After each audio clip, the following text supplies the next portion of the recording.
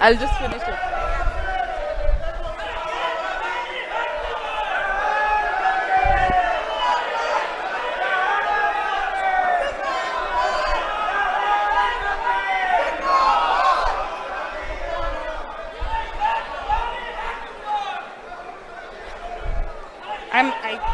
Can you take a picture when he shakes my hand? Yes.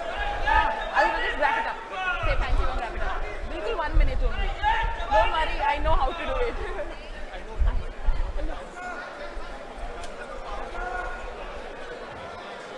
Hello, how are you?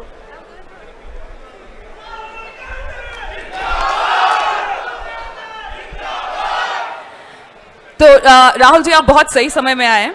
मैं सबको ये बता रही थी कि राहुल जी ने रिसेंटली एक डिबेट का इनविटेशन स्वीकार किया है, तो उस डिबेट के ऑब्वियसली हम सब जानते हैं,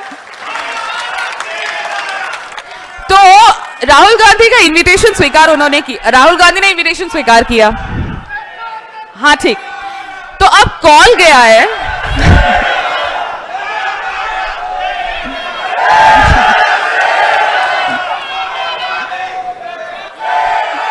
ओके तो राहुल जी का इनविटेशन, राहुल जी ने स्वीकार कर लिया इनविटेशन, मोदी जी को कॉल गया। एक सेकेंड बस, मुझे जाने दोगे तभी वो बोलेंगे, तो इस पहले इधर सुन लो। तो अरे हाँ ठीक है, राहुल गांधी जैसा हो।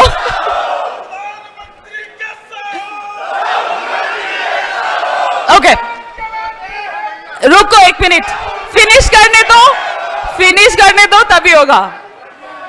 तो मोदी जी को हमने कॉल लगाया कि मोदी जी, राहुल गांधी जी ने आपका इनविटेशन स्वीकार कर लिया है, ठीक है, अब आप बताइए।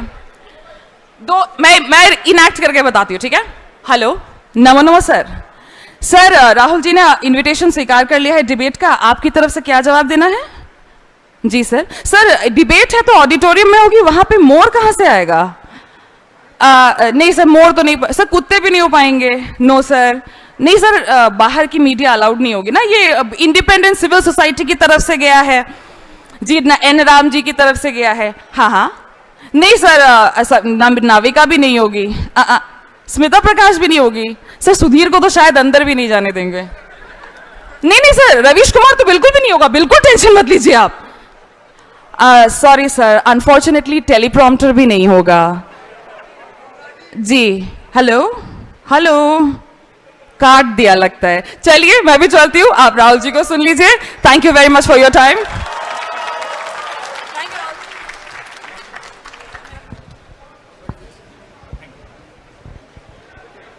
Thank you doctor Medusa. नमस्कार राहुल जी, नमस्कार साथियों, फिर से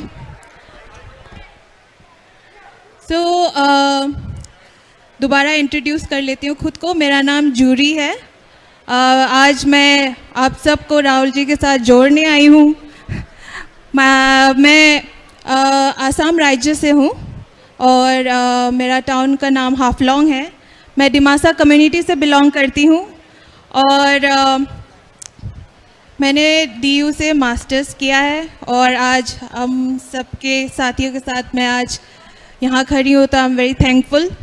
आज हमारे सभा में अलग अलग राज्यों से युवा आए हैं और वो कॉम्पिटिटिव एग्ज़ाम्स के प्रिपरेशन कर रहे हैं, कोई UPSC, SSC, पुलिस, और उन्हीं के बीच हमारे साथ हमारे कुछ गिग वर्कर्स भी हैं उन साथी में, जो पहले प्रिपरेशन कर रहे थे पर कुछ चैलेंजेस आ गए, तो अभी वो हमें एज गिग वर्कर्स सर्व कर रहे हैं।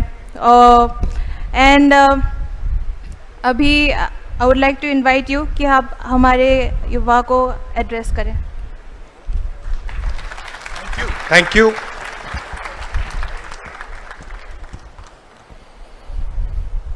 नमस्कार, कैसे हैं आप? ठीक है। आपने एक बात नोटिस की कि अगर आप युवाओं से पूछें तो इलेक्शन में सबसे बड़ा मुद्दा रोजगार का है। किसी भी युवा से पूछो, मैं कन्याकुमारी से कश्मीर तक चला और जो भी मुझसे मिल रहा था 35 साल से कम एज का, वो सब कह रहे थे कि रोजगार चाहिए, रोजगार नहीं है, कहीं भी नहीं मिलता, थक गए हैं ढूंढते वक्त। और इंटरेस्टिंग बात है कि अगर आप चुनाव का प्रचार देखें तो रोजगार का उसमें कोई मेंशन ही नहीं है। कॉन्स्टिट्यूशन की कांग्रेस पार्टी बात कर रही है, हमने गारंटीज दी हैं, अनएम्प्लॉयमेंट की हम बात कर रहे हैं, मगर मीडिया में अनएम्प्लॉयमेंट, जॉब क्रिएशन ये मुद्दा ही नहीं है। क्यों? आपको क्या लगता है इसका कारण क्या है?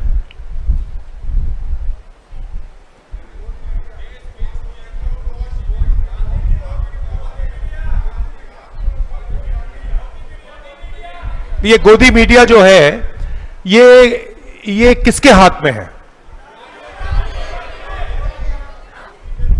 तो हिंदुस्तान में ये जो हैं अदानी अंबानी, ये जो 3 4 5 10 बड़े हैं, आपको क्या लगता है इनको ये रोजगार दिलवाना चाहते हैं या नहीं? क्यों नहीं? हाँ, तो मॉडल मैं आपको बता देता हूं। मॉडल यह है कि प्रोडक्शन चाइना में हो, ठीक है? मतलब मोबाइल फोन, शर्ट, पैंट, ये सब चाइना में बने। फिर हिंदुस्तान के जो मोनोपोलिस्ट हैं वो चाइना का माल हिंदुस्तान में बेचे। क्यों? क्योंकि कोई बनाने की जरूरत नहीं है। मैंने आपको चॉइस दी कि देखो ये बना रहे हैं, आपको इसका माल आप आसानी से हिंदुस्तान में बेचकर अपनी मोनोपोली बना सकते हो, या फिर अपने आप बनाओ। आप क्या चुनोगे? ऑटोमेटिकली आप कहोगे भैया बाहर से मिल रहा है, मुझे ठेका है, मैं उठा के बेच देता हूं। तो हिंदुस्तान में जो प्रोडक्शन कहा जाता है, जिसको मेक इन इंडिया कहा जाता है, मेड इन इंडिया कहा जाता है, उसको करने के लिए हमारे सबसे बड़े जो इंडस्ट्रीज वो चाहते ही नहीं है, उनका इंटरेस्ट ही नहीं है। और बिना प्रोडक्शन के हिंदुस्तान के युवाओं को रोजगार नहीं मिल सकता। आप एक चीज नोटिस कीजिए, सबसे बड़ी 200 कंपनियां हैं, इसमें करोड़ों रुपए की सैलरी मिलती है। सीईओज होते हैं, करोड़ों रुपए की सैलरी लेते हैं। आपको क्या लगता है ये कितने, हिंदुस्तान के कितने परसेंट, ये जो टॉप मैनेजमेंट लोग हैं जो करोड़ों रुपए ले रहे हैं, हिंदुस्तान के कितने परसेंट है? एक भी नहीं है, आधा परसेंट, आधे से भी कम होंगे।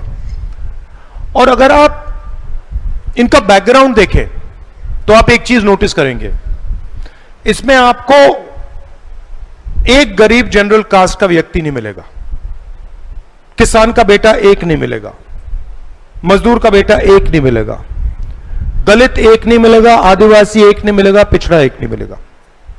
एक छोटा सा 1% क्लब है जिसमें ये सब के सब यहीं से आते हैं, जॉब ले जाते हैं, फिर से आते हैं, जॉब ले जाते हैं, फिर से आते हैं, जॉब ले जाते हैं। और 90% जो हिंदुस्तान की आबादी है वो या तो एग्जाम लेकर थक जाती है या फिर जॉब ढूंढते थक जाती है। बट मीडिया में, नैरेटिव में ये कभी नहीं आता है। भारत जोड़ो यात्रा में मैं चल रहा था, छोटी बच्ची मेरे पास आई, 14-15 साल की। मैंने उससे पूछा क्या करती हो? कहती है मैं आईएएस के लिए तैयारी कर रही हूं। तो मैंने कहा क्या तुम्हें लगता है तुम आईएएस में घुस जाओगी? कहती है हां।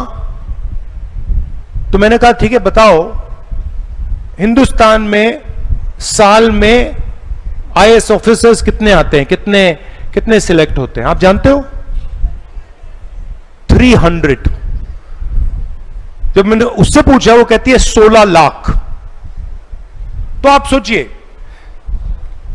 ये लगता है कि रास्ता है और 300 लोगों के लिए यह हिंदुस्तान में रास्ता है, पर 99.9% लोगों के लिए रास्ता है ही नहीं। और बहुत सारे लोग कहते हैं कि देखो मैंने आईएएस की ट्राई की and I was not good enough. This is not correct. It is not that you are not good enough, it is that the chances of anybody getting into IAS are almost zero, right? So लोग exam ले रहे हैं, exam लेने की industry बन रही है, आपकी जेब में से पैसा लिया जा रहा है, और रियलिटी ये है कि ये पूरा का पूरा जो ड्रामा चल रहा है ये 1-2% जॉब्स का ड्रामा चल रहा है, और 99% जो एवेन्यूज होने चाहिए वो बंद पड़े हुए हैं। Agniveer is an example. Public sector पूरा का पूरा बंद हो रहा है। सरकार में पहले परमानेंट नौकरी मिलती थी, अब ठेकेदारी प्रथा से मिलती है, तो कभी भी आपको मतलब निकाला जा सकता है। तो सिस्टम ऐसा बन गया है कि 20-25 कॉर्पोरेट्स, बड़े कॉर्पोरेट्स हैं, वो कुछ प्रोड्यूस नहीं करते। आप मुझे बताइए हिंदुस्तान की सबसे बड़ी कंपनीज क्या प्रोड्यूस करती हैं? आप मुझे बताइए अदानी बनाता क्या है? क्या बनाता है? कुछ नहीं बनाता। अदानी को सरकारी कॉन्ट्रैक्ट्स दिए जाते हैं। एयरपोर्ट सरकार बनाती है, एयरपोर्ट पब्लिक सेक्टर बनाता है, और फिर जब बन जाता है तो फिर फ्री गिफ्ट अदानी को दे दिया जाता है। अगर मैंने, आपका नाम क्या है? अगर मैंने जस्टिन को लखनऊ के एयरपोर्ट का कॉन्ट्रैक्ट पकड़ा दिया और कहा लीजिए जस्टिन, ये हमने एयरपोर्ट तैयार किया है, ये सरकार ने बनाया है, ये तुम ले लो, जस्टिन उस एयरपोर्ट को बहुत आसानी से चला सकती है। एडवर्टाइजमेंट बनाएगी, कहेगी भैया एयरपोर्ट चलाना है, टॉप क्वालिटी के लोग आ जाएंगे, बना देगी। वही पोर्ट के साथ हुआ, वही एयरपोर्ट्स के साथ हो रहा है, वही इंफ्रास्ट्रक्चर कॉन्ट्रैक्ट्स के साथ हो रहा है। तो इंडिया में नॉन प्रोडक्टिव ग्रोथ हो रही है, और इसमें सिचुएशन क्या है, वही 20-25 लोग, उन्हीं को कॉन्ट्रैक्ट मिलता है। मैं उदाहरण देता हूं। अमेठी में हमने पेट्रोलियम इंस्टीट्यूट बनवाया। पेट्रोलियम इंस्टीट्यूट में दिल्ली में किसी बड़े कॉन्ट्रैक्टर को उसका बिल्डिंग का कॉन्ट्रैक्ट मिला, मगर जब मैं अमेठी के बिल्डिंग में वहां गया, पता लगा कि लोकल कॉन्ट्रैक्टर काम कर रहा था। तो कॉन्ट्रैक्ट इसको मिला, इसने सीधा कॉन्ट्रैक्ट किसी और को दे दिया, मतलब ये काम भी नहीं कर रहा है, बट पूरा का पूरा करोड़ों रुपए का कॉन्ट्रैक्ट उसको मिल रहा है। पॉलिटिकली वो कॉन्ट्रैक्ट ले जाता है और फिर वो कहता है भैया तुम इधर आओ, तुम करो। कॉन्ट्रैक्ट कोई और कर रहा है, मार्जिन ये ले रहा है। तो ये बेसिकली हमारी इकोनॉमी है। और इसमें अगर आप देखें तो जो भी opportunities SC, ST, OBC, minorities और गरीब जनरल कास्ट की थी, उनको एक एक करके हटाया जा रहा है। तो ये एक्चुअल सिचुएशन है। और अगर आप जीएसटी को भी देखें, जीएसटी में जितना टैक्स गरीब किसान देता है उतना ही टैक्स अदानी देता है। अगर गरीब किसान ने यह शर्ट खरीदी 18% वो देगा, अगर वही शर्ट अदानी ने खरीदी वही 18% देगा। तो ये जो सारा का सारा इंफ्रास्ट्रक्चर बन रहा है, ये जो पब्लिक सेक्टर के बैंक लोन्स जा रहे हैं, ये पैसा कहां से आ रहा है? ओबीसी, दलित, एससी, गरीब जनरल कास्ट की जेब से आ रहा है, और सीधा पाइप होके 22-25 लोगों की जेब में जा रहा है और सिचुएशन खराब होती जा रही है क्योंकि इनके पास ज्यादा पैसा आता रहा है, ये इनकी मोनोपोली बढ़ती जा रही है, बढ़ती जा रही है, बढ़ती जा रही है, तो आपकी जॉब अपॉर्चुनिटीज कम होती जा रही है, कम होती जा रही है, कम होती जा रही है। ये बेसिक सिचुएशन है और इसको बदलने के 2-3 तरीके हैं। एक तरीका है जो हमने अपने मैनिफेस्टो में, ये जो हमारी 5 गारंटीज हैं, इससे हमारी कोशिश है कि हम गरीबों को डायरेक्टली कैश इंजेक्शन उनके बैंक अकाउंट में डालें, महिलाओं को, बेरोजगार युवाओं को, किसानों को। एक तरीका यह है।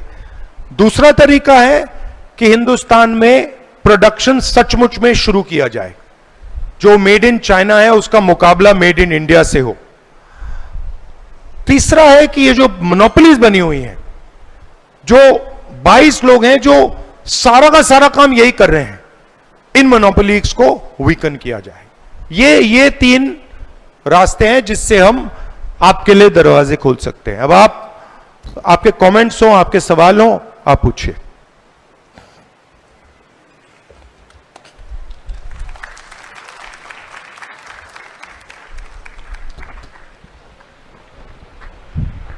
Thank you Rahul ji.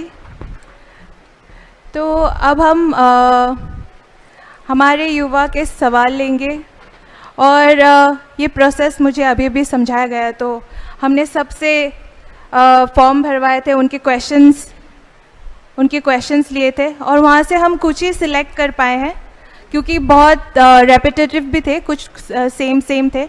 तो जो एड्रेस नहीं हो पाएंगे वो उनका आंसर राहुल जी आपको खुद लेटर में भिजवा दिया जाएगा, वो आपको भेज दिया जाएगा। एंड ये अभी मैं नाम बोलूँगी तो आप यहाँ खुद को एक बार इंट्रोड्यूस कर दीजिए, फिर अपना सवाल बोलिएगा and then following up next नाम मैं लूँगी, तो आप रेडी रहिएगा। ये पहला नाम दीपक कनौजिया।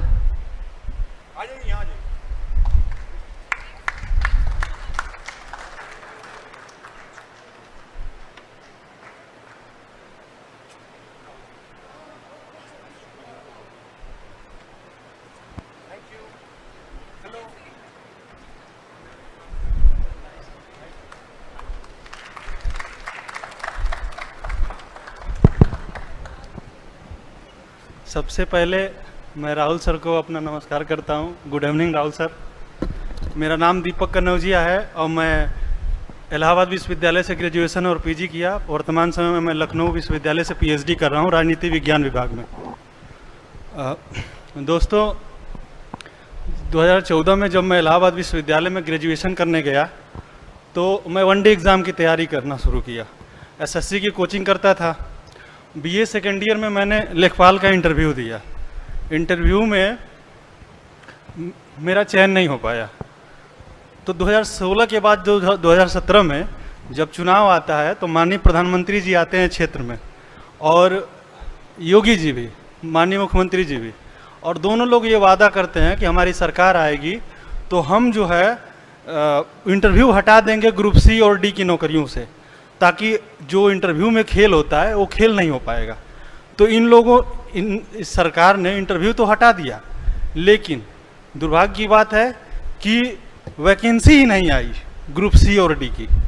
तो इंटरव्यू हटाने का क्या फ़ायदा मिला? तो और उसके बाद से लेखपाल की 2016 के बाद से एक वैकेंसी आई भी तो अभी तक माननीय सुप्रीम कोर्ट में वो लंबित है। और दूसरी बात कि जब इलाहाबाद विश्वविद्यालय में मैं 2014 में प्रवेश लिया तो मैं एससी कम्युनिटी से हूँ और मैं जनरल में क्वालिफाई करके प्रवेश लिया। उसके बावजूद भी मुझे हॉस्टल नहीं मिल पाया। और जनरल कम्युनिटी के भी लड़के जिनका अप्रोच था, मैं सबकी बात नहीं कर रहा हूँ, वो लोग हॉस्टल मुझसे कम नंबर पाने के बाद भी हॉस्टल उनको मिल गया, हमें हॉस्टल नहीं मिल पाया। मैं कैसे भी सर्वाइव किया। मेरी मम्मी शिक्षा मित्र थी, 3500 रुपये महीना पाती थी। मेरी 4 बहनें हैं, वो भी पढ़ती थी। मतलब कैसे भी करके मेरा मतलब हॉस्टल से, सर मैं ज़्यादा तो लेट नहीं कर रहा हूँ ना, ज़्यादा देर तक रिलैक्स करो भैया। ओके। तो मैं कैसे भी करके अफोर्ड किया, ग्रेजुएशन किया। फिर एसएससी के जो एग्ज़ाम हो रहे थे उसमें 2017 में पेपर लीक हुआ एसएससी सीजीएल का, और उसमें खुराना उस समय अध्यक्ष थे एसएससी के, और इसके बाद वैकेंसी आना लेट हो गया एसएससी का। और तो मैंने निर्णय लिया कि मैं अब पीजी कर लूँ, एसएससी की प्रिपरेशन से मैं हट गया। मैं पीजी कर लिया, नेट क्वालिफाई कर लिया, 3 बार मैं नेट क्वालिफाई हूँ। उसके बाद मैंने बीएड किया गोरखपुर यूनिवर्सिटी से, और बीएड करने के बाद मैं सीटेट कर लिया, टेट निकाल लिया, और 82 नंबर चाहिए एससी के लिए, मेरा 100+ है सीटेट में। तो उसके बाद भी 5 सालों से कोई वैकेंसी नहीं आई, और मैं अब तक बेरोजगार हूँ। पीएचडी कर रहा हूँ, उम्मीद है, लेकिन वैकेंसी नहीं आ रही है, तो थोड़ा डर लग रहा है कि इतना संघर्ष के बाद इतना आगे बढ़े और कुछ हो नहीं रहा। मेरी बहन है, मुझसे छोटी है, 3 साल मुझसे छोटी है। बिहार का जब फॉर्म आया बीएड करने के बाद वो एमएड की, बिहार का जब फॉर्म आया तो मैंने तेजस्वी जी के नेतृत्व में, तो मैंने वो फॉर्म उससे भरवाया। बोली भैया आप भी भर दो। बोला नहीं मैं नहीं भरूंगा, क्योंकि 2 साल पहले मैं पीजीटी का फॉर्म यूपी में भरा हूँ, 6 महीने में एग्ज़ाम हो जाएगा, तुम इसको भर लो और 1.5 साल में ये भी क्लियर हो जाएगा। तो मैं पीजीटी का फॉर्म नहीं भरा। मेरे पास डिग्री होते हुए, सब कुछ होते हुए, बिहार में एक कह लीजिए, मुझे लगा कि यूपी में मुझे मेरा एग्ज़ाम ही हो जाएगा। तब तक एग्ज़ाम जो है अब तक नहीं हुआ है पीजीटी का यूपी में। 2.5 साल पहले मैं फॉर्म भरा था। असिस्टेंट प्रोफेसर वाला भी एग्ज़ाम नहीं हुआ, एडवर्टाइजमेंट 51 का जो 2 साल पहले फॉर्म भरा गया। तो हम लोग उम्मीद कर रहे हैं कि सरकार शिक्षा सेवा चयन आयोग बना रही है, और कि शिक्षा सेवा चयन आयोग बना रही है कि हम वैकेंसी को बहुत नियमित कर देंगे, बहुत सही समय से कर देंगे। 2 साल से शिक्षा सेवा चयन आयोग बन रहा है। अब बिहार सरकार ने 6 महीने के अंदर तेजस्वी जी के नेतृत्व में, जिनकी पार्टी इंडिया अलायंस में माननीय राहुल जी के साथ है, उनकी सरकार ने 6 महीने में 2 वैकेंसी करा दिया और 2,10,000 नौकरी दे के दिखा दिया। और उसी में मेरी बहन क्वालिफाई हुई, और सीवान जिले में, मैं बलिया का हूँ तो सीवान बगल में लगता है, वहाँ से वो मेरी सिस्टर जो है इस समय टीचर है, पीजीटी में टीचर है। सर आपने कितना पैसा खर्च किया इसमें, ये पूरे प्रोसेस में, शुरुआत से अंत तक? शुरुआत से अंत तक सर जितना पैसा था मम्मी पापा के बट कितने रुपए होगा? मतलब रुपया नहीं था, कुछ इस तरह से पर महीने जो कमा रहे हैं खर्च कर रहे हैं, मतलब जो इनकम है। तो अप्रोक्सीमेटली कितना होगा आज तक, जितना आपने मतलब इस प्रोसेस में एग्जाम लेने के लिए, टेस्ट लेने के लिए कितना पैसा खर्च किया होगा? मुझे लग रहा है कि सर मेरे 8-10 लाख तो हो ही गया होगा सर, मतलब नियर 8-10 लाख तो हो ही गया होगा, क्योंकि ज्यादा हो गया। और कोई रिजल्ट नहीं आया, मतलब 8 लाख रुपए चले गए आपके, पर रिजल्ट कोई नहीं आया जी। और सर दूसरी बात मैं ये कहना चाहता हूँ कि 2014 में जब एडमिशन में लिया, उस समय बीए में एडमिशन के लिए इलाहाबाद यूनिवर्सिटी में 1,000 रुपये फीस थी, और हॉस्टल की फीस 7,500 थी। और उसके बाद से 2017 में फीस वृद्धि हो गई और 21,000 फीस कर दी गई 7,000 से। अब सोचिए सर, जो हाशिए पे है, जो गरीब है, जो कमज़ोर है, वो 7,000 से 21,000 कैसे एफर्ट कर पाएगा? तो ये किसको धक्का है? सबसे ज़्यादा धक्का ये एससी को है, ओबीसी को है, और जनरल वर्ग में जो गरीब हैं उनको धक्का है। वो आ नहीं पाएंगे, और ये जानबूझ के चाह रहे हैं कि विश्वविद्यालयों में वो न आ पाए। और आपकी सरकार थी तो ये लोग बड़े पैमाने पर धीरे धीरे आना शुरू कर दिए थे, उगना शुरू कर दिए थे, और ये अब क्या है, सब दब गए हैं, दब रहे हैं। तो बहुत ज़रूरी है इस समय कि इंडिया अलायंस जीते। और मुझे मैं और सर एक बात और कहना चाहता हूँ, मेरा कोर्स वर्क चल रहा है, वहाँ एक दिन अटेंडेंस लगता है। यहाँ आने का मतलब मेरा मन था, लेकिन मैं सोच रहा था मैं राहुल जी से मिल नहीं पाऊँगा, या दूर ही से देखूँगा तो मतलब मिल पाऊँगा कि नहीं, ये था सर।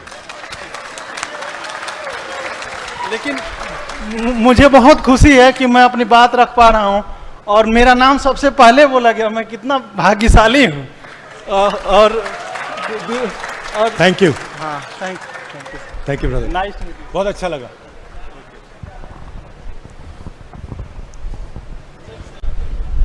ले लेंगे, बाद में ले लेंगे।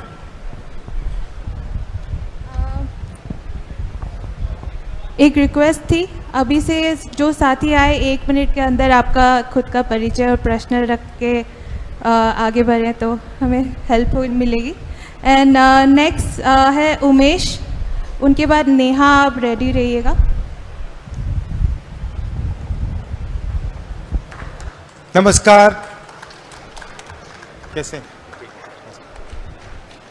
हेलो, हाय, मेरा नाम उमेश कुमार यादव है। मैं पूर्वांचल से आया हूँ, शोध छात्र हूँ मैं भी काशी हिंदू विश्वविद्यालय का, और मैं बात करने आया हूँ गन्ना किसानों पे। मेरे पिताजी एक किसान हैं और गन्ना खेती मेरे यहाँ होती थी। पूर्वांचल के लगभग परिवारों में, किसान परिवारों में देखेंगे तो गन्ना एक नकदी फसल थी जिससे लोगों को तुरंत तत्काल पैसा मिल जाता था। और सोचिए कि लगभग पिछली सरकार ही, इसी सरकार की दोस्त मैं नहीं दे रहा हूं, बसपा से देखेंगे, सपा से देखेंगे और आज भाजपा लगातार गन्ना मिलों को बंद की, जिससे हम जैसे परिवार के किसानों की आय एकदम खत्म हो गई। अभी अभी 4 मिलें इस सरकार ने 2024 में बंद किया। 77,000 कुछ करोड़ मेरे जिले आजमगढ़ जिले में किसान का भुगतान अभी भी बकाया है। तो मैं एक स्टोरी बताता हूं कि कैसे मेरा ग्रोथ, मैं काशी हिंदू विश्वविद्यालय पहुंचा, इलाहाबाद पहुंचा, कैसे मेरे भाई लोग पढ़े। तो मेरे पिताजी किसान थे, गन्ना की खेती करते थे और उसी गन्ना मिल रत्ना शुगर मिल साहेगंज में कलर की नौकरी करते थे। 13 में वो गन्ना मिल बंद कर दिया गया, जबरदस्ती मेरे पिताजी को रिटायर कर दिया गया।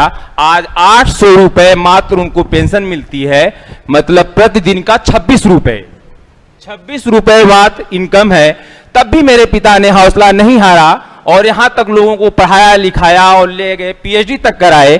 पीएचडी मैं कर रहा हूं। 3 बार मैंने हायर का इंटरव्यू दिया, 3 बार हायर की परीक्षा मैंने क्वालिफाई किया और इंटरव्यू दिया, और तीनों बार वो परीक्षाओं का पेपर लीक हो गया। पहली बार 47 की वैकेंसी में मैंने मेहनत किया, कुछ दोस्तों से पैसा जुटाया और इलाहाबाद हाई कोर्ट में सरकार के खिलाफ रीट भी दायर किया, लेकिन अभी तक उसका कोई फैसला नहीं आया। दोबारा भी परीक्षाएं कराई गई, वो भी पेपर लीक हुआ। तो सोचिए कि मैं वहां से यहां तक की स्थिति में पहुंचा हूं। अब ये स्थिति आई कि मैं 34 साल की उम्र का हो गया हूं, एक मेरा छोटा बेटा भी है। सोचिए कि उसका दादा भी बेरोजगार और उसका बाप भी बेरोजगार। तो समस्या है कि मैं अब घर की तरफ जाऊंगा तो बेरोजगारी की हालत में, दूर तो जाके कहीं बंबई लुधियाना मजदूरी इसलिए नहीं कर सकता कि मेरे माँ बाप बूढ़े हो रहे हैं, मेरी जरूरत है उनको। तो मैं राहुल जी आपसे यही चाहता हूं कि आप उन गन्ना किसानों के लिए और राइट टू रोजगार के लिए, एम्प्लॉयमेंट के लिए आप क्या सोचते हैं, क्या कहना चाहेंगे हम लोगों के लिए? तो हमारी ये गारंटी है चुनाव में, बड़ी इंटरेस्टिंग गारंटी है, जिसमें जो हमने अधिकार दिया ना मनरेगा का, रोजगार का अधिकार, वैसा ही हम एक अधिकार ग्रेजुएट्स को देना चाहते हैं। College graduates, university graduates, diploma holders. और बड़ा सिंपल मॉडल है, जो भी ग्रेजुएट ये अधिकार चाहता है ये सरकार से मांगेगा, और अधिकार 1 साल की अप्रेंटिसशिप का अधिकार है। उसमें क्या होगा, 1 साल की नौकरी आपको मिलेगी प्राइवेट सेक्टर में, पब्लिक सेक्टर में, सरकारी हॉस्पिटल, सरकारी कॉलेजेस, यूनिवर्सिटीज, ऑफिसेज में 1 साल की नौकरी होगी। उसमें बेहतरीन ट्रेनिंग आपको मिलेगी और 1 साल में आपको 1 लाख रुपए बैंक अकाउंट में मिलेगा, 8,500 रुपए महीने के आपको मिलेंगे। और ये एक प्रकार से जॉब मार्केट में एंट्री करने का तरीका है कि आपकी पहली नौकरी पक्की होनी चाहिए। ये हमारा कॉन्सेप्ट है, मैनिफेस्टो में हमने ये इंक्लूड किया है। तो ग्रेजुएट्स के लिए, अंडर ग्रेजुएट्स के लिए, डिप्लोमा होल्डर्स के लिए 1 साल की नौकरी की गारंटी का अधिकार ये हमने दिया है।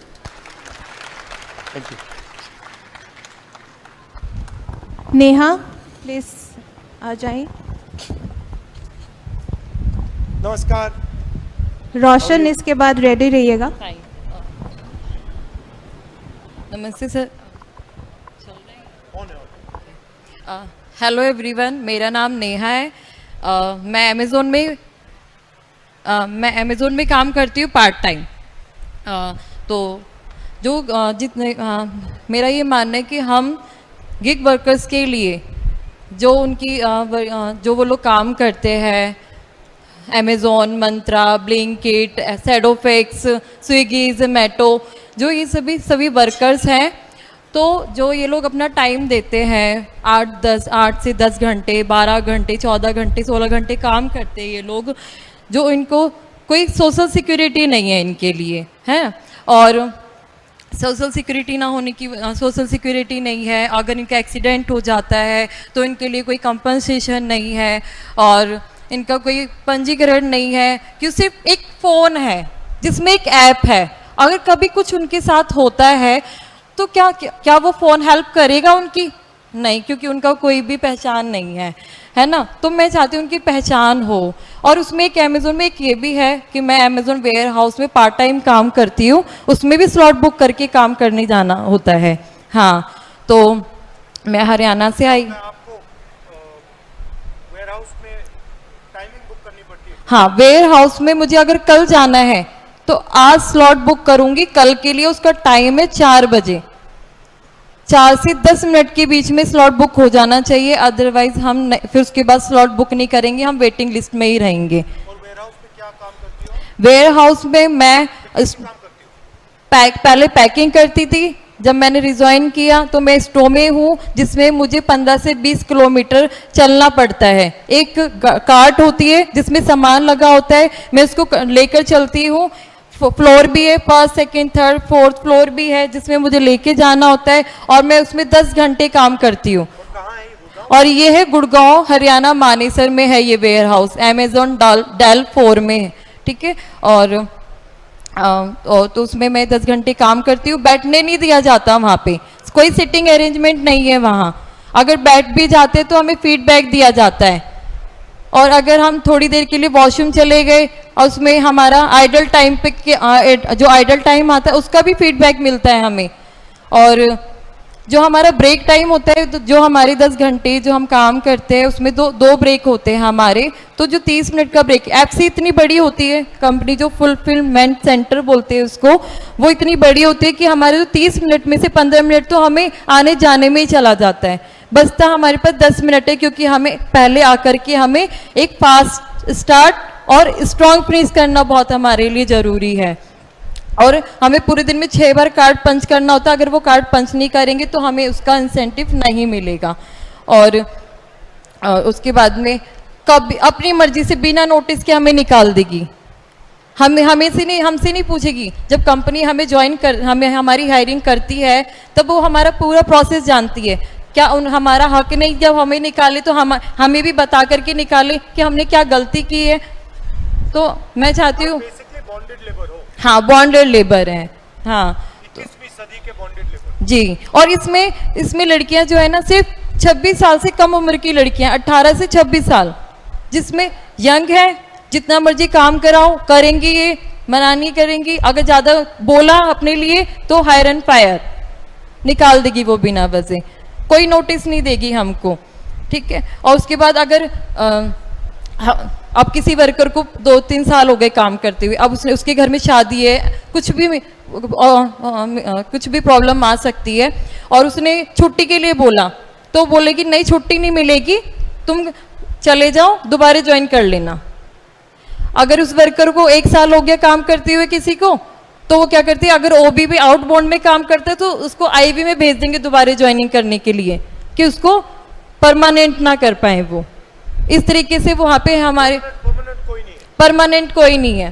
परमानेंट के लिए वो सिर्फ क्या करती है, इधर से उधर ट्रांसफर कर, इधर डिपार्टमेंट से दूसरे डिपार्टमेंट में ट्रांसफर कर देती है। 240 जैसे आपको सेवरेंस होती है तो कितने महीने की वार्निंग देते हैं? कोई महीने कोई वार्निंग नहीं देते, एक ही दिन में हमें बाहर कर देती है। और हमें जो जैसे हमें ना एक टारगेट होता है हमारा, मैं 1 घंटे में 150 आइटम स्टोर करती हूँ। एक शॉप लाइन होती, तो 250 गलियां हैं जिसको आइल्स बोलते हैं, जिसमें मुझे चलना पड़ता है और उसमें सामान लगाना होता है मुझे। उसका भी 1 मिनट में मुझे 3 आइटम स्टोर करने होते हैं। अगर नहीं करूँगी तो उसका भी मुझे फीडबैक मिलेगा, मेरे पास मैसेज आएगा, मैडम इम्प्रूवमेंट करो, आप काम नहीं कर रहे हो सही से, छोड़ दो। नहीं तो इतना मजबूर कर देंगे रिज़ाइन लिखने पे कि वो वर्कर परेशान होकर रिज़ाइन कर देगा। ये आइटम्स कितने बड़े होते हैं? ये आइटम्स अनलिमिटेड, मतलब छोटे भी होते हैं, बड़े भी होते हैं। हाँ, तो उसके हिसाब से वो टारगेट उन्होंने रखा है। ज़्यादा बड़े आइटम है तो 60 करने होंगे, छोटे आइटम में तो 150, मल्टी का हो गया तो 250, 400 भी होगा। और वो हम पे प्रेशर डालेंगे, तुम 1 घंटे में करना है तो करना ही है, करना है तो करो, नहीं तो जाओ। इस तरीके से वो हम पे प्रेशर बनाते हैं।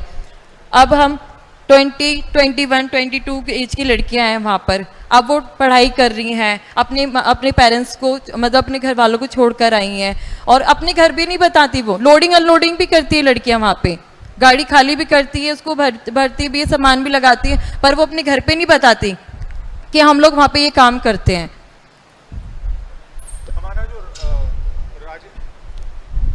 हमारा जो राजस्थान का गिग वर्कर्स का कानून था, उसके बारे में आपने सुना है? हाँ, मैं जब वो कानून के बारे में जब वहाँ पर आए थे तो मैं वहीं पे ही थी, तो मेरे को इसके बारे में पता है कि गिग वर्कर्स कानून बना था, उसमें सोशल सिक्योरिटी वगैरह को लेकर के, हाँ, गिग वर्कर्स के लिए तो कानून उसमें आइडिया था कि आपका जो काम होता है, गिग वर्कर्स का काम होता है, वो ट्रांजैक्शन होता है, ट्रांजैक्शन बेसिस होता है। तो हमारी थिंकिंग थी कि हर ट्रांजैक्शन का एक परसेंटेज कंपनी आपकी सोशल सिक्योरिटी के लिए, आपके पेंशन के लिए डाले, और वो आपके साथ परमानेंट चले। तो मान लो आपने आज अमेजोन के साथ काम किया, तो जो भी आपने वहां पे ट्रांजैक्शंस किए, उसका पैसा आपके अकाउंट में जाए, और फिर मान लो आपने अमेजोन से आप किसी और कंपनी में चले गई, तो उस कंपनी में भी जो आपका पैसा ओरिजिनली अमेजोन का था, वो ट्रांसफर हो जाएगा और वो आपके साथ चलेगा जब तक आप रिटायर करेंगी। हाँ। तो ये राजस्थान का कानून था, बहुत अच्छा रेवोल्यूशनरी कानून है। तो मैं भी चाहती हूँ कि जब आपकी सरकार आए तो हमारे लिए कुछ नेशनल लेवल पे ऐसा कानून बनाना चाहिए, क्योंकि ये जो आइडिया है कि हम बिना कोई सोशल सिक्योरिटी के लोगों से काम ले सकें, और जब भी हम इनको निकालना चाहें, एक दिन में हम इनको निकाल दें, ये एक्चुअली प्रोडक्टिव ही नहीं है, इससे फायदा नहीं होता है। नहीं। ठीक है, वेरी गुड, तो thank you. Thank you, thank you.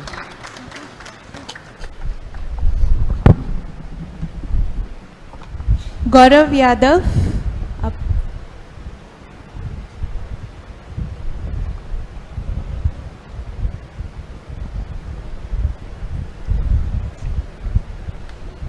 उसके बाद ईश्वर, आप रेडी रहिए। कैसे हो?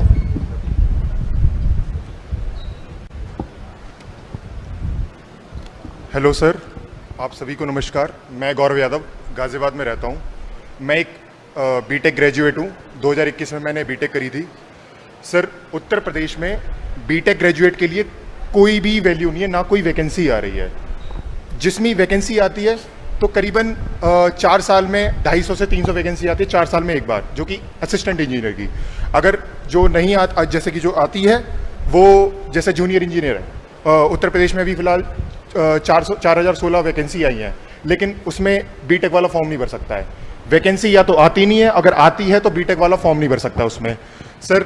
और अगर मैं आपसे प्राइवेट सेक्टर की बात करूं, मेरे पिताजी ने 15 लाख रुपए देकर मेरे से बीटेक करवाई, लेकिन एंड में जब मैं जाता हूं, प्लेसमेंट मेरी होती है या तो होती नहीं है। अगर मैं ऑफ कैंपस करता हूं तो उसमें 15,000 रुपये मुझे मिलते हैं। इसमें खुद तो खैर घर वाले को तो कुछ भी नहीं हो पाएगा। और सर, मैंने गेट क्वालिफाइड भी हूँ, मैंने गेट क्वालिफाइड हूँ, जो गेट से हम PSU सेक्टर में जाते हैं, पब्लिक सेक्टर यूनिट में अदर, और उसमें देखते हैं उसमें भी कोई भी वैकेंसी नहीं है। तो सर, मैं आपसे रिक्वेस्ट करूँगा सर, बीटेक ग्रेजुएट्स के लिए कुछ निकालिए, क्योंकि हर साल 10 लाख बीटेक ग्रेजुएट होते हैं, लेकिन कुछ नहीं हो पाता है। तो अभी आपका क्या प्लान है? सर, मेरा प्लान तो यही है कि फ़िलहाल इंजीनियरिंग सर्विसेज में मुझे जॉब करनी है, और उसके लिए मैं एग्ज़ाम की प्रिपरेशन कर रहा हूँ, वैकेंसी का वेट कर रहा हूँ, वैकेंसी आए। और प्राइवेट सेक्टर में तो मैंने आपको बता ही दिया है। और कितना पैसा लगा आपका ये पूरी प्रोसेस में? पूरे प्रोसेस में मेरे पिताजी ने 15 से 16 लाख रुपए लगाया है, और अभी बीटेक के बाद करीबन 4 से 5 लाख रुपए और एक्स्ट्रा लगा दिया। और क्या करते हैं पापा? मेरे पिताजी एज अ फार्मर हैं, रिटायर्ड हो चुके हैं, 4th क्लास की जॉब से है, वायरमैन। कहाँ पे? ये दिल्ली सचिवालय में थे।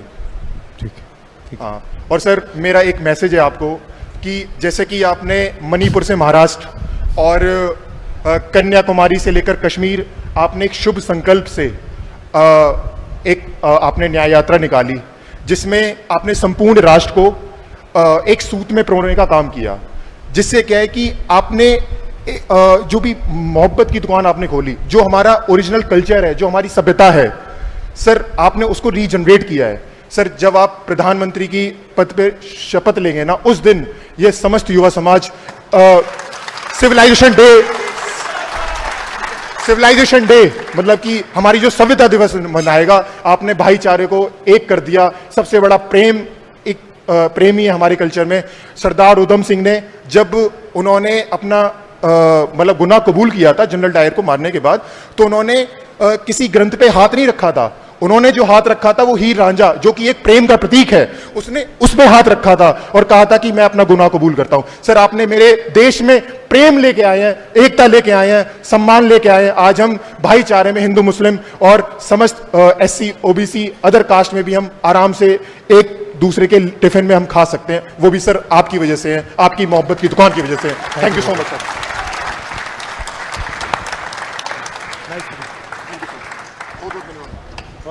ईश्वर, आप आ जाइए।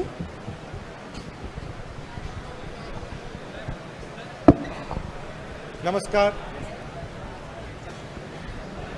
कैसे हो? मेरा नाम ईश्वर है, मैं राजस्थान से हूँ, ग्रामीण इलाके से आता हूँ। मेरा पढ़ाई 10वीं तक हुआ, उसके बाद आर्थिक स्थिति और अवसर की समझ नहीं होने की वजह से छोड़ दी।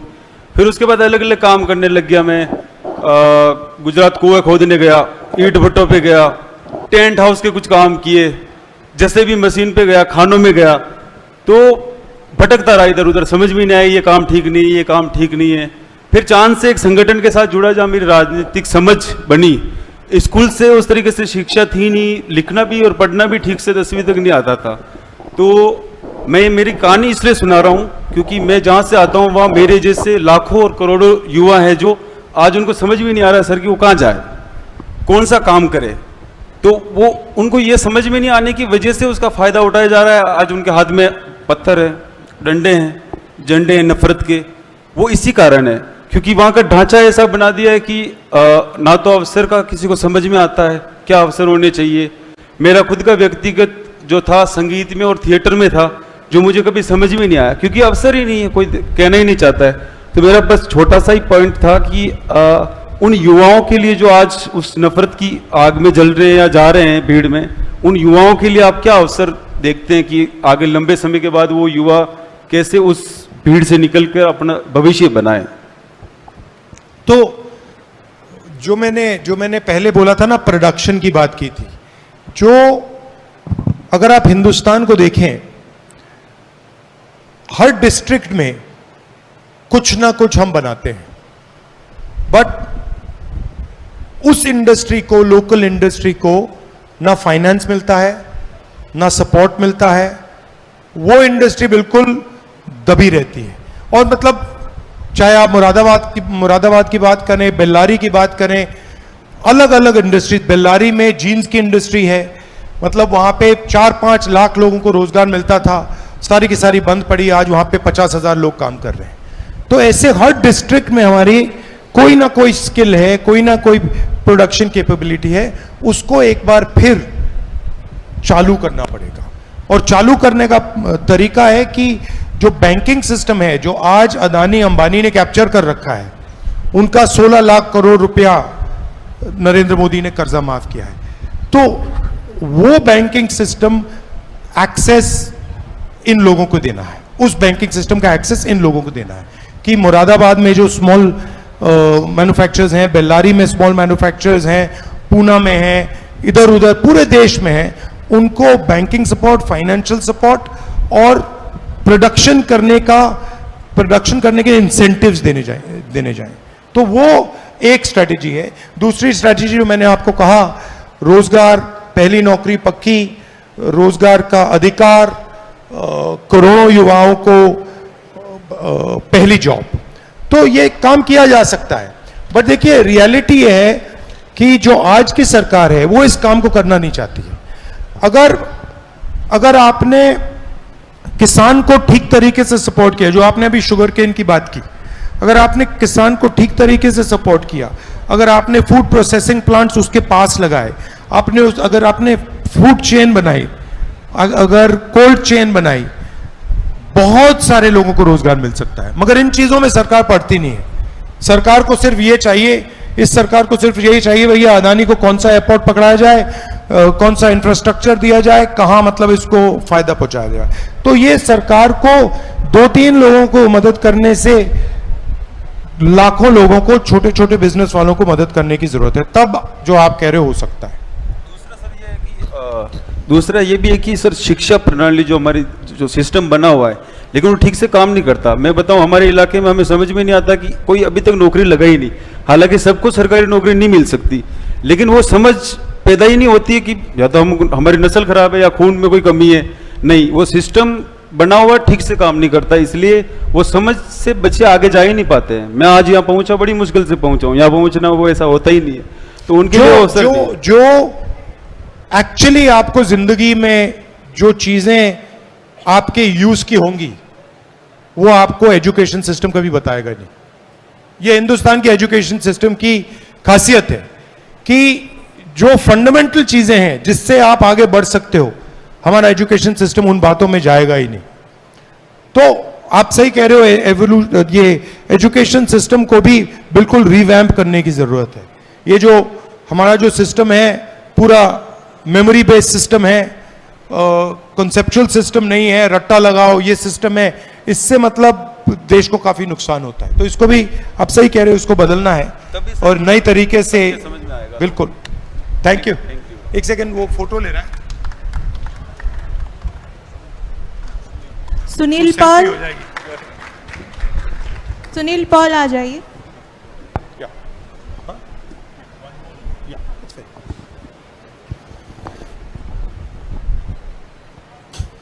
नमस्कार, क्या नाम है आपका? सुनील पाल। कहाँ के हो? मैं सुनील पाल उत्तर प्रदेश बलिया से हूँ। मैं ओबीसी के पाल कम्युनिटी से बिलोंग करता हूँ और उत्तर प्रदेश में हमारे समुदाय के लगभग जनसंख्या 1.5 से 2 करोड़ है। और हम देखते हैं कि ऑफिस या किसी यूनिवर्सिटी में हमारे रिप्रेजेंटेशन 1% नहीं है, मतलब 2-4 प्रोफेसर्स या अधिकारी नहीं मिलते हैं।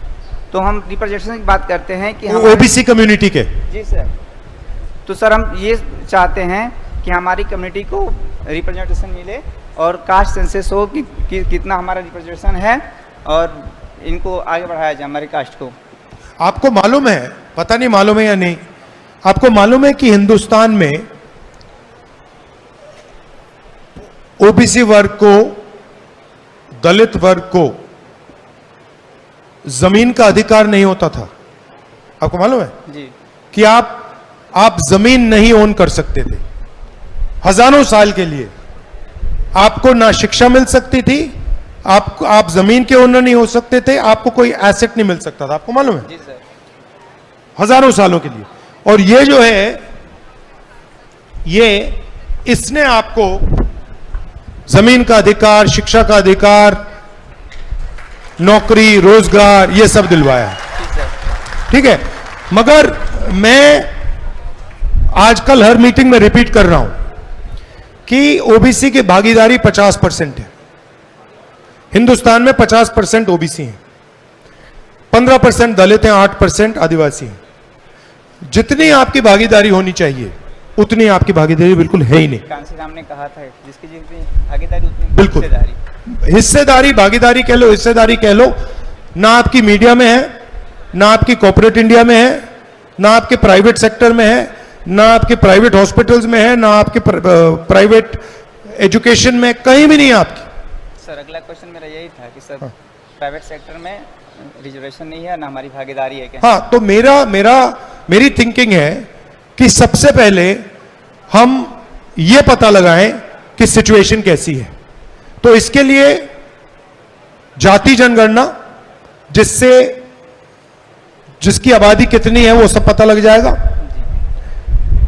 इकोनॉमिक सर्वे, मतलब किसके पास कितना धन है, और फाइनल इंस्टीट्यूशनल सर्वे, मतलब हिंदुस्तान की कौन सी संस्थाओं में किन लोगों की पकड़ है कौन नहीं है। ये एक प्रकार से इसको आप एक्सरे कह लो, एमआरआई कह लो, इससे हमें डेटा मिल जाएगा कि सिचुएशन क्या है। और उसके बाद मुझे लगता है कि एक जागरूकता आएगी और लोग कहेंगे हां हमारी भागीदारी है नहीं, और वो बात शुरू होगी। तो मेरे लिए ये जो 3 कदम है, जाति जनगणना, इकोनॉमिक सर्वे और इंस्टीट्यूशनल सर्वे, ये क्रांतिकारी नेक्स्ट स्टेप है। और उसके बाद ये जो आप कह रहे हो रिजर्वेशन कहां तक होगा, कितना होगा, 50% होगा, ज्यादा होगा, ये डिसीजंस आसानी से लिए जा पाएंगे क्योंकि आपके पास डेटा होगा। आखिरी बार मैं आपसे कहना चाहता हूं, हमने एक आप सब यहां जॉब की बात कर रहे हो, प्लेसमेंट की बात कर रहे हो, हमने एक डिसीजन लिया है कि 30 लाख सरकारी नौकरियां आज नरेंद्र मोदी जी ने भरी नहीं है और 15 अगस्त तक हम 30 लाख नौकरियां भरने का काम शुरू कर देंगे।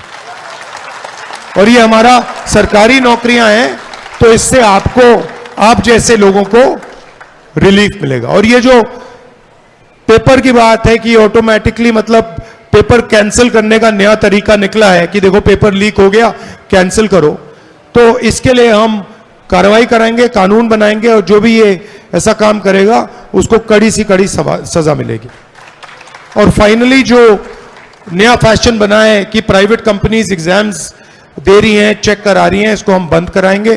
प्राइवेट कंपनीज नहीं करेंगी, सरकार ये काम करेगी और जो मैंडेटेड इंस्टीट्यूशंस है वही ये काम करेंगे। सर एक और क्वेश्चन बताओ सर, उत्तर प्रदेश में एक पेपर होता है पेट, सर उस पेपर का ना कुछ वैल्यूएशन है ना कुछ है सर, बस पेपर इसलिए एलिजिबिलिटी टेस्ट है ना उसकी कोई क्राइटेरिया रखी गई है और ना उस पेपर का वैल्यू होता है। हम चाहते हैं कि सर उस पेपर का जो पेपर पास करे उसका कुछ वेटेज दिया जाए नौकरियों में, जिसके जो यूपीएससी पेट के थ्रू नौकरियां आती हैं उनमें उनका वेटेज दिया जाए, नहीं तो इस पेपर को ही बंद कर दिया जाए, इसका कोई मतलब नहीं है। तो आप मुझे ये एक नोट दे देंगे इस पे? जी सर। हाँ जी थैंक यू ब्रदर, अच्छा लगा आपसे मिलकर। नेक्स्ट उष्पेंद्र कुमार, प्लीज आ जाइए स्टेज पे। एक एक करके भैया, इन्होंने मतलब सीक्वेंस बना रखा है, अभी ठहर जाओ, थैंक यू। आपको कर देंगे मगर इनको करने दो पहले। मैं कम समय लेते हुए अपनी बातों को प्रस्तुत कर रहा हूं, ठीक है।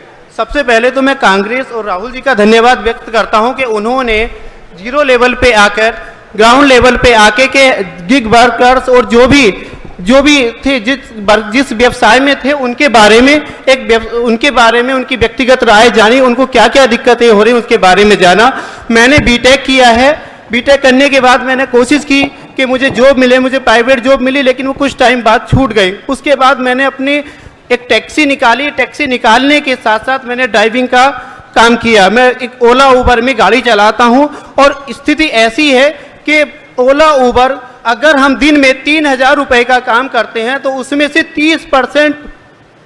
30% कमीशन ओला उबर ले लेती है। अब हमारे पास अगर 3,000 का काम किया उसका 30% निकाल दीजिए, उसमें से 800-700 रुपए की सीएनजी लग जाती है और उसमें फिर आपका डेली का उसका मेंटेन एनुअल चार्ज सब मिला के अगर हम कैलकुलेट करें तो हमारे पास 300 से 300, 350, 400 रुपए की बचत होती है एक दिन में। अब हम ये चाहते हैं कि जैसे ही हमारे पास कांग्रेस सरकार से हम उम्मीद करते हैं कि आने वाले समय में कि हमारे लिए जैसे कि एक सरकारी प्लेटफॉर्म निकाले, और हम चाहते हैं कि जो ओला, उबर, रैपिडो, इनड्राइव ये सारी प्राइवेट कंपनीज हैं, प्राइवेट कंपनी के बजाय कि सरकार हम एक ऐसा प्लेटफॉर्म दे जिससे कि हम इन कमीशन से बच जाएं और हम पूर्ण आज़ादी चाहते हैं। जैसे देश आज़ाद होने से पहले कांग्रेस जो थी इंडियन नेशनल कांग्रेस के नाम से जानी जाती है, उन्होंने भी क्या किया, देश आज़ाद होने से पहले कहा कि हमें दो रिश्तों 3 के रेशियो में हमें हिस्सेदारी दी जाए। तो अब हम चाहते हैं कि हम सरकार की से हेल्प से कि हमारे लिए एक ऐसा प्लेटफॉर्म उतारे कि जिसपे हमारे पास हम बुकिंग लें, क्योंकि अब हम जो बुकिंग लेते हैं उसमें ये होता है कि जितने भी ड्राइवर्स हैं सभी शोषित हैं, अकेला मैं नहीं, कुछ लोग, सभी लोग यहाँ नहीं पहुँच पाए हैं, लेकिन उनको मैं रिप्रेजेंट कर रहा हूँ।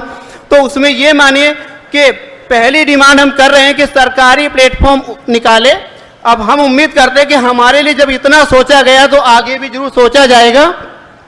दूसरी डिमांड है कि उस पर कमीशन जो काटती है ये प्राइवेट कंपनी, ये कमीशन ना काट के उस पर से फिक्स चार्ज काटे कि हमारी ड्राइव लोकल में है या आपका आउट स्टेशन की है। तीसरी डिमांड हम करते हैं कि जब किसानों को केसीसी लोन 3% 4% पे केसीसी लोन दिया जाता है, जब हम बीटेक एमटेक कोई बीएससी एमएससी करने के लिए मजबूरी, किसी का सपना नहीं होता है। मैंने जब बीटेक में एडमिशन लिया तो मेरा भी सपना नहीं था कि मैं टैक्सी चलाऊं, लेकिन मजबूरन जब स्थिति ऐसी आ पड़ी है तो मुझे चलानी पड़ रही है। उसके बाद भी इन कंपनी का कमीशन इतना है कि हम अपनी सर्वाइव लाइफ को अच्छे से नहीं जी सकते। तो मैं आग्रह करूंगा कि जैसे ही सर की कांग्रेस सरकार आए, और मैं चाहता हूं कि हमारे लिए एक ऐप बनाए और उस पर फिक्स चार्ज काटे।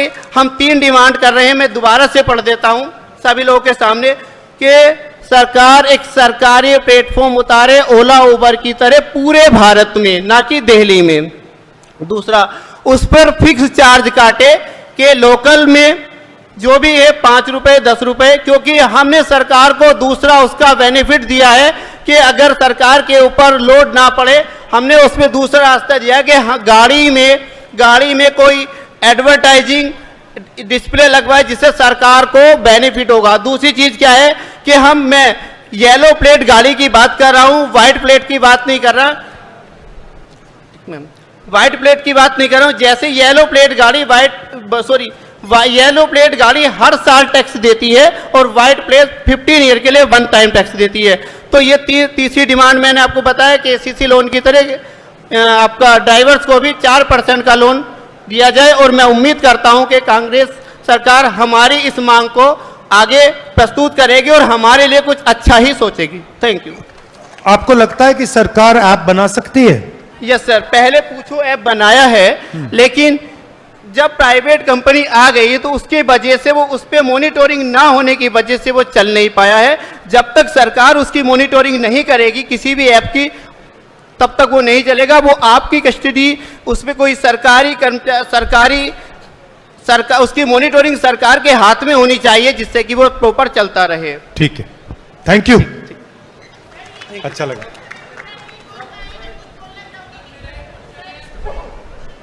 सब लोग तो नहीं कर सकते, 1-2 लोग आ जाइए, आप आ जाइए, हाँ आ जाइए।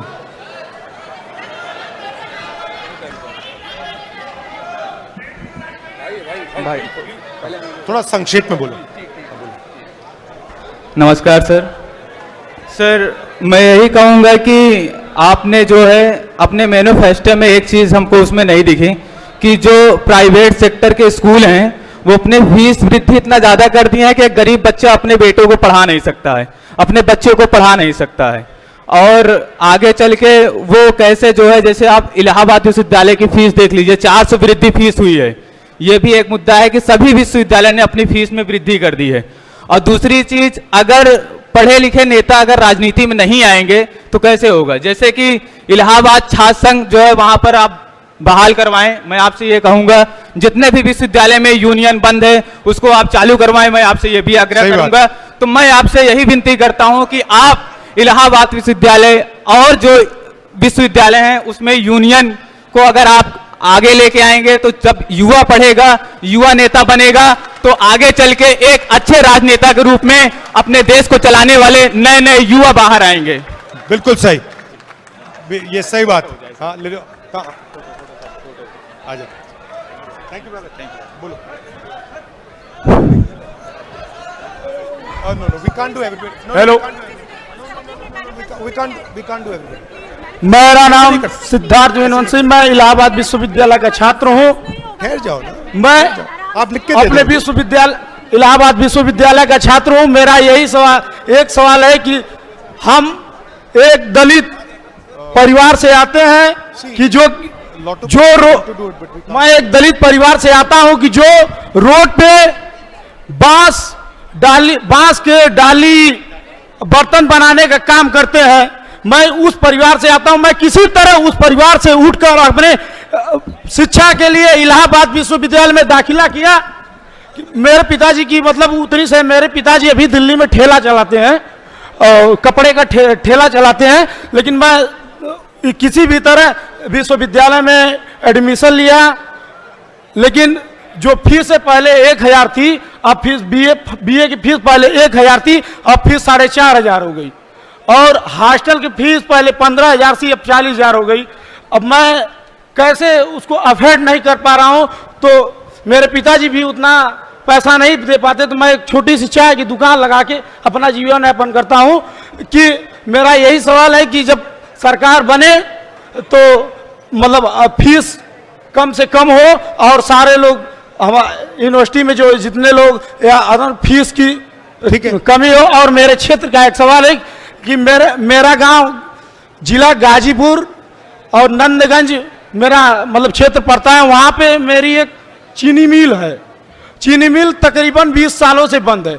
मेरा ये अनुरोध है सर कि वो चीनी मिल चालू हो, ताकि हमारे क्षेत्र के लोगों को रोजगार मिले, और जो बंबई दिल्ली जाके कमाते हैं। मैं यूपी में कांग्रेस की सरकार बना दो, चीनी मिल खोल देंगे हम। क्या बात, वहां पे कभी ठीक है, कम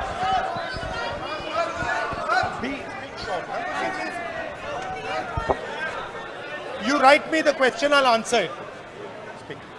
मेरा नाम शीतल है और मैं 2016 से एक उबर ओला, आपने नाम सुना ही होगा, मैं टैक्सी ड्राइवर हूँ। और सर के पास में सवाल इसलिए कुछ अपने लेकर आई थी कि हम 2016 से जो ड्राइविंग कर रहे हैं, मोदी जी ने एक लाइन चलाई थी, बेटी पढ़ाओ, जो कि कहीं भी नहीं है। और आज भी मैं ये कह सकती हूँ कि सन 1947 में हमारा देश आज़ाद हुआ था, जो कि अब तक नहीं है। हम महिलाएं घर को करती हैं, बाहर भी करती हैं, और हमारा इतना गंदा शोषण हो रहा है जिसकी कोई लिमिट नहीं है। कंपनी हमारा शोषण कर रही है, हमारे नेता हमारा शोषण कर रहे हैं। हम नहीं बता सकते हैं कौन अच्छा है कौन खराब है, लेकिन मैंने सर को सुना, सर ने भारत जोड़ो आंदोलन जो शुरू किया, सर ने कर्नाटक और हैदराबाद में सर आपने एक कानून लागू किया, और आपने राजस्थान में भी एक कानून लागू किया। मैं सर से गुजारिश लेके आई हूँ कि वो कानून बनाए नहीं, उसे करके दिखाएं दिल्ली में, क्योंकि दिल्ली में जितनी भी लेडी ड्राइवर हैं उनमें से 70% सिंगल मदर हैं, विडो हैं, और कुछ जो हैं तो अपने हस्बैंड अपनी फैमिली के चलते बहुत ज़्यादा मेहनत करती हैं, जो नहीं यहाँ पे प्रॉपर कर पा रही हैं।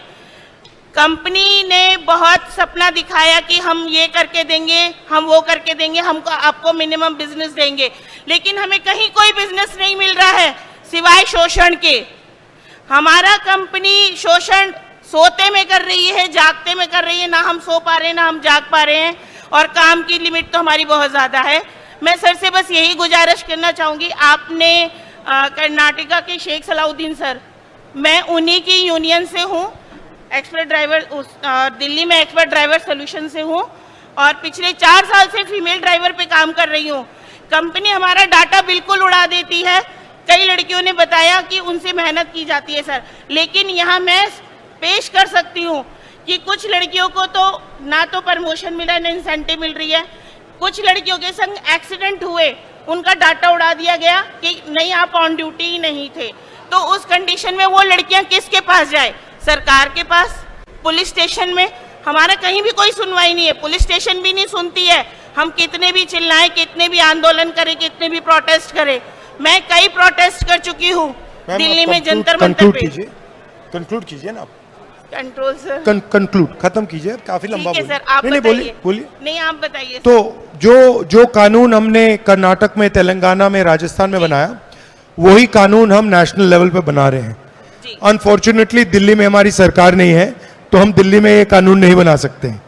सर हम कोशिश कर सकते हैं आपको सपोर्ट करने की, वो हम करेंगे, लेकिन हम आपसे भी उम्मीद वही करते हैं। नहीं, बट हमारी थिंकिंग है कि ये जो गिग वर्कर्स को बिल्कुल बॉन्डेड वर्कर बना रखा है, ये एक्सेप्टेबल नहीं है, और इसको हम बदलेंगे, आपको सोशल सिक्योरिटी दिलवाएंगे, और मेरी सोच है कुछ ना कुछ मिनिमम वेज या कुछ इसमें भी डालना पड़ेगा। ठीक है, थैंक यू। अच्छा, अब एक प्रॉब्लम है, क्योंकि मेरा अगला प्रोग्राम है, मगर जो भी आपके सवाल हो, ठहर जाइए एक मिनट, जो भी आपके सवाल हो आप लिख के अगर मनीष को दे देंगे, मैं उनके जवाब आपको दे दूंगा। आप सबका हाँ बोलिए। सो जैसे राहुल जी ने जैसे राहुल जी ने कहा है, आपके जो भी सवाल हैं, आपने जो फॉर्म भरा है, सबको जवाब मिलेगा।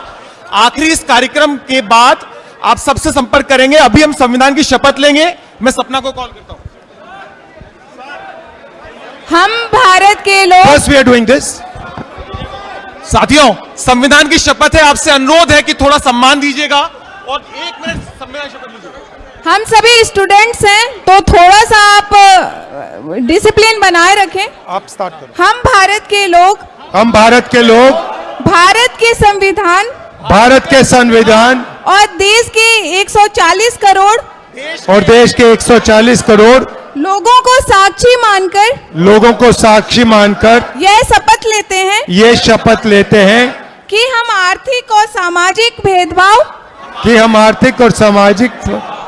को दूर करने तथा समाज में भाईचारा कायम करने के लिए संघर्ष करेंगे। हम स्वतंत्रता आंदोलन के मूल्यों में चलते हुए व्यक्ति की स्वतंत्रता, सम्मान, हक, हिस्सेदारी और राष्ट्र की एकता की रक्षा करेंगे।